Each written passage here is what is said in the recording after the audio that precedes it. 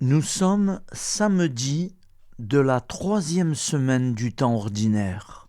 L'Église fête Sainte Angèle Mérici, fondatrice des Ursulines en 1540, et sainte dévote, vierge et martyre, début du IVe siècle.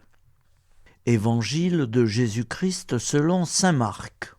Ce jour-là, le soir venu, Jésus dit à ses disciples : « Passons sur l'autre rive. » Quittant la foule, ils emmenèrent Jésus.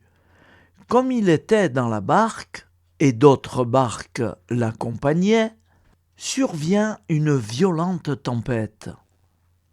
Les vagues se jetaient sur la barque, si bien que déjà elle se remplissait. Lui dormait sur le coussin à l'arrière. Les disciples le réveillent et lui disent : « Maître, nous sommes perdus. Cela ne te fait rien ?» Réveillé, il menaça le vent et dit à la mer : « Silence, tais-toi !» Le vent tomba et il se fit un grand calme. Jésus leur dit : « Pourquoi êtes-vous si craintifs ? N'avez-vous pas encore la foi ? » Saisis d'une grande crainte, ils se disaient entre eux : « Qui est donc celui-ci pour que même le vent et la mer lui obéissent ?» Acclamons la parole de Dieu.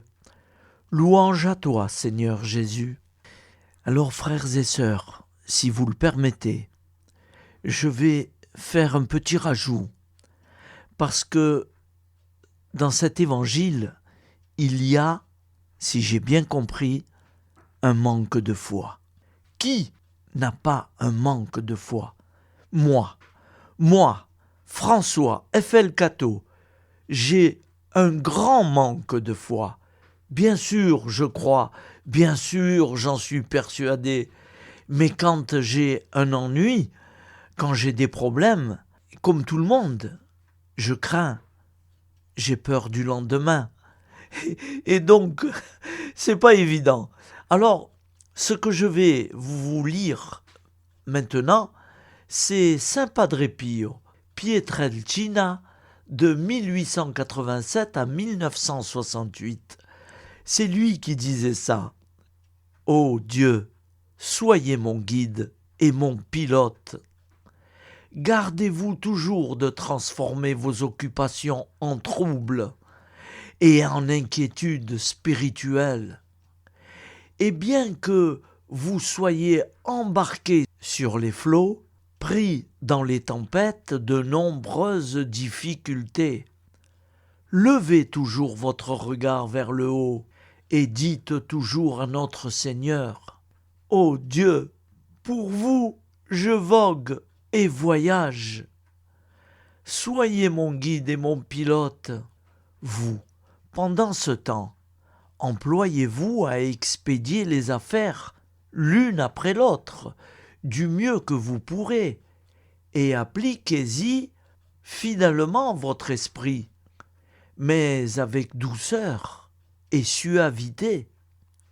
Si Dieu vous en accorde la réussite, bénissez-le. S'il ne lui plaît pas de vous l'accorder, bénissez-le également.